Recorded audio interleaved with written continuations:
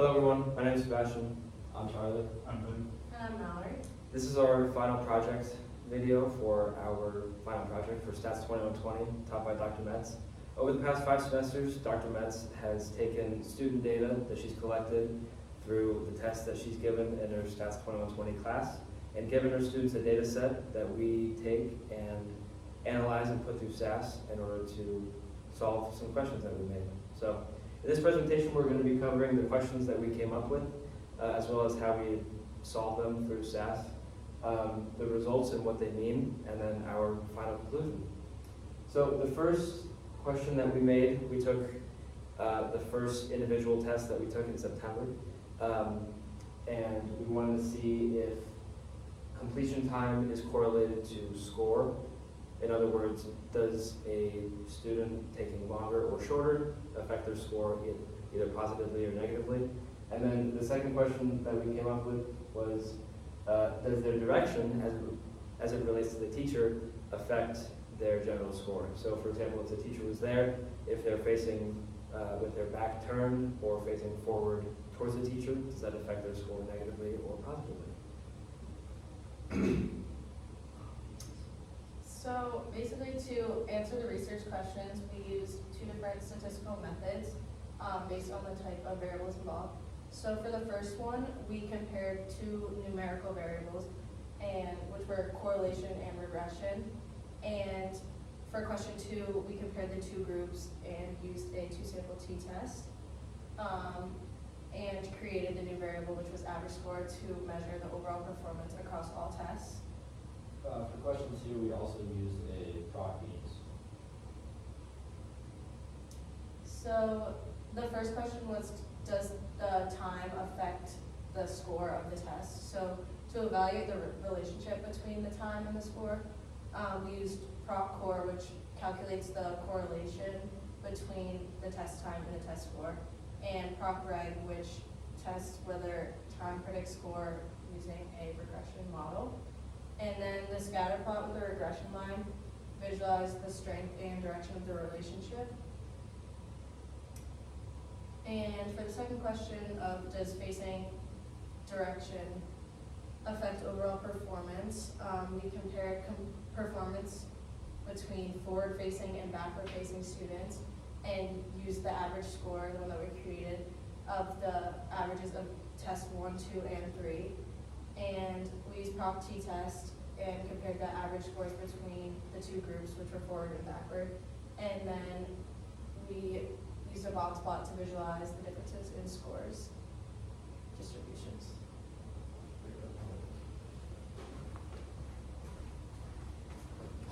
For our stats results, we started with, this is our results for question 2. Could you zoom in on that means procedure form at the top? So this letter B indicates the students that had their back facing towards the teacher, and the letter F right here indicates the students that were facing towards the teacher. As you can see, students who were facing away from the teacher scored an average of 74% on their test 1, and students that were facing towards the teacher scored an average of 76%.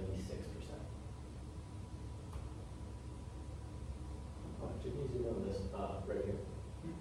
As you can see, the students who were facing away from the teacher had a minimum score of 35, and the students that were facing towards had a minimum score of 49. And however, the maximums are pretty much the same, the means are about the same. The students that were facing away from the teacher had a much higher standard deviation, meaning there's a lot more spread between the scores. Students scored a lot lower. And then can we go to the next one? This also compares scores based on facing direction for question 2. And as you can see on this box and whiskers plot right here, the means are practically identical. And as I was talking about earlier with the average scores, students that were facing away from the teacher got down to about 35. So the first quartile, or the bottom 25%, for students that were facing away from the teacher was a lot lower than the first quartile for students that were facing towards the teacher.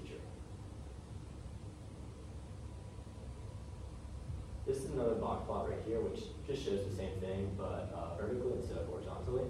And in this box right here, we have this number right here, 0.04048, which is coefficient, which is SAS's way of showing us the correlation between test 1 score and test 1 time. This is for the first question, if test time affects test score. So this is a very low number. If it's around 1, that means it's a very high correlation, or -1 is a very negative correlation. This one is almost at 0, so it shows that there's practically no correlation at all. And this number, right under it, 0.703391, is the p-value, or the probability value that this is true. And because it is so high, it's above 0.05%, which we are testing at a 99.9% significance level. So this is much higher.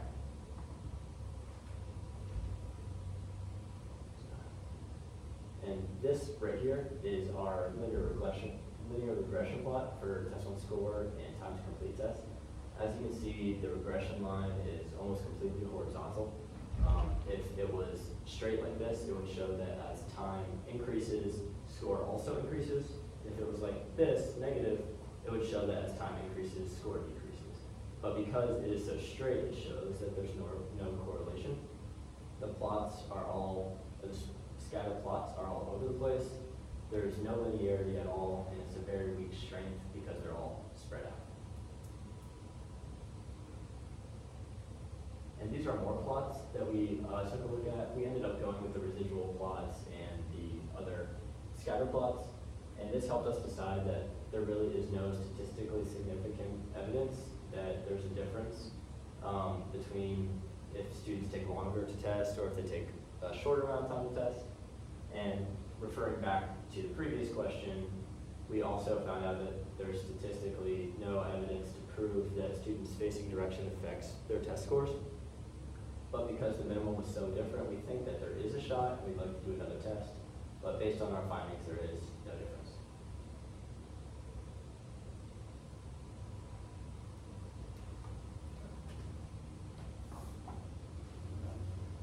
So to conclude question 1, we found that there was no meaningful relationship between the time the students spent on the test and the score they earned. We saw as one through the correlation between the time and score. We found that to be very weak. We also looked at the regression model that showed that time did not significantly predict score. So the students that took longer on the test, they didn't necessarily score higher or lower. For question 2, the comparison between forward-facing and backward-facing students, that we didn't find any statistically significant difference in overall performance. The average test scores were similar across both groups. The t-test did indicate that the facing direction did not impact overall